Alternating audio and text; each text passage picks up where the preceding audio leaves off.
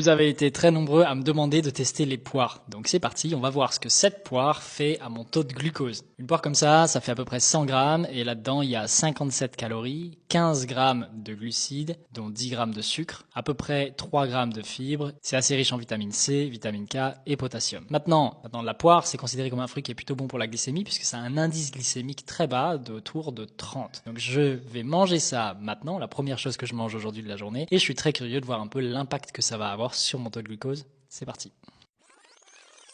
Ok, ça fait maintenant exactement 2 heures que j'ai mangé ma poire et on va regarder sur le glucomètre juste ici, voir un petit peu l'impact que ça a eu sur mon taux de glucose. Souvenez-vous que si vous n'avez pas encore fait votre test pour connaître un peu votre santé corporelle, votre santé métabolique, n'hésitez pas à le prendre, ça va vous donner plein d'informations essentielles sur votre corps et votre santé aujourd'hui. Dans le cadre de la poire, on voit que ça a eu presque aucun impact, une toute petite montée à peine, mais franchement pas grand chose. C'est attendu, c'était qu'une poire petite. En plus de ça, les résultats peuvent varier en fonction des individus quand même, mais ça c'est une poire qui en plus de ça était pas très mûre, donc ça va vraiment pas avoir un impact énorme sur la glycémie. Certaines personnes réagissent différemment, mais globalement les poires ça a quand même un indice glycémique assez faible, donc on peut s'attendre à une courbe qui ressemble à ça. Donc une petite poire de temps en temps comme ça va. C'est toujours bien quand même de mélanger les fruits avec d'autres choses et de pas les manger seuls parce que ça peut faire monter votre glycémie et c'est pas idéal sur le long terme, mais les poires font partie des fruits qui sont plutôt positifs.